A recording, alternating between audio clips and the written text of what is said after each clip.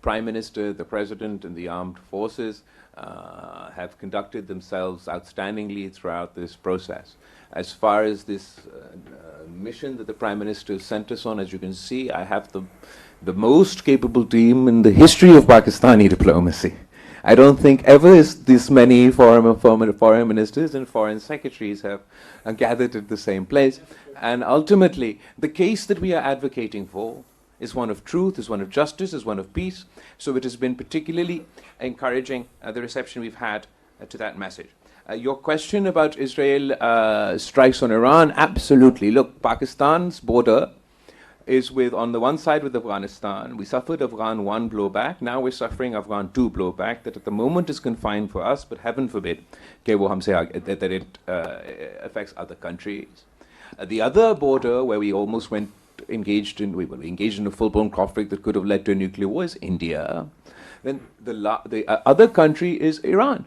We certainly don't want war on this border. Pakistan has condemned the strikes that took place over the last couple of days at our neighboring country. And we will continue to advocate for peace on all our borders, be it with Afghanistan, be it with Iran, be it with India. We absolutely cannot afford this conflict to turn into Iraq 2.0 or World War III. And it has become far too easy for this to be having a war every month. What is wrong with this generation? You were supposed to protect us from the scourge of war through dialogue and diplomacy, and it has become the default setting. Whenever there is a conflict, whenever there is a dispute, to launch into full-scale war.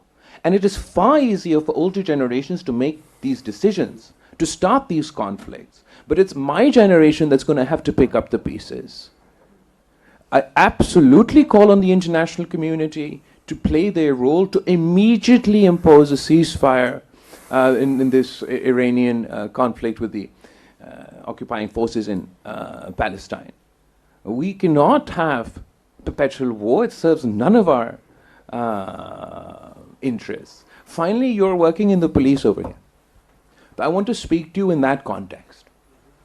That Pakistan and Europe, Pakistan and the UK, Pakistan and the United States, we have cooperation on counterterrorism. We have coordination on counterterrorism. We have intelligence sharing to deal with counterterrorism, and we've done this from before also, but particularly 2001 onwards.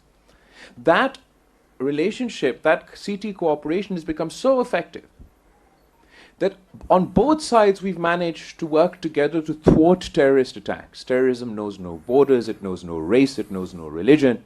It is a menace for all of us. But we've managed to cooperate and, based on intelligence sharing, thwart terrorist attacks in the United States, thwart terrorist attacks in Europe, and thwart terrorist attacks in Pakistan. Would you believe there's no coordination, no cooperation between India and Pakistan on combating terrorism? 2012 was the last time we had a comprehensive dialogue in which there was some cooperation on CT. 2019, there was a last attack which led to planes in the sky. Between that date and this date, we've had no conversation. I ask you as an expert, someone who deals with terrorism, is this a viable situation? Or will we be able to more effectively combat terror if India and Pakistan sat together and coordinated, conducted intelligence sharing?